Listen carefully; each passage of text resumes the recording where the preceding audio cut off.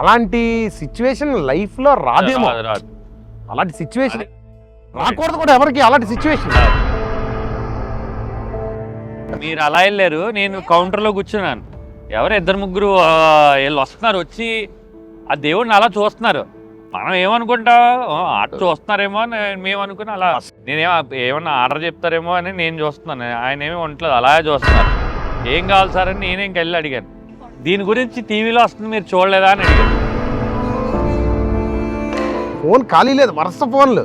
మన హోటల్ గురించి టీవీలో వస్తుందని నేను ఏ టీవీలో వస్తుందని ఏ టీవీ పెట్టినా మనమే. కళ్ళు కూడా ఊహలేదు ఇలా ఒక కాంట్రవర్సీలో మనం ఇరుక్కుంటాం. ఇంకోటి ఏంటంటే హోటల్లో బిజినెస్ కూడా చేసుకొని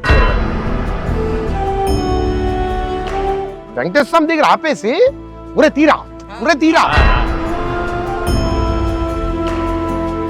మనం లోపల ఎంత నలిగిపోయామో మనకే తెలుసు. లోపల ఆ కర్టెన్స్ వేస్తున్న రోజైతే నెత్తురు చుక్కలేదు ఎప్పుడు కళ్ళల్లోనే. ఓ రోజు నైట్ 2 గంటలకో 2:30కో ఫోన్ చేస్తే ఏడిస్తాడు అటు ఫోన్లో. ఏడిస్తాడు, ఏం తప్పు చేసాం బావ మనం.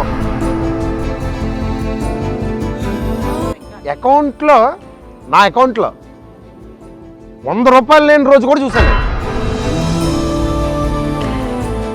ఒక 10,000 మంది డిఎం చేశారు మనకి, వీఆర్ విత్ యూ అని.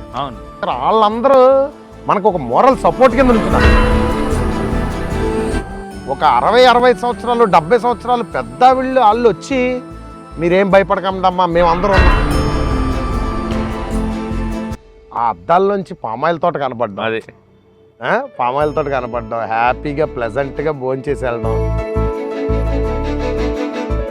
వచ్చేసి చూస్తుంటే అలాగ అన్ని దగ్గరుండి చూస్తుంటే అప్పుడు చూశాను, డైరెక్ట్గా race first sunrise Venkateswara Swami దగ్గరే పడుతుంది మన హోటల్లో.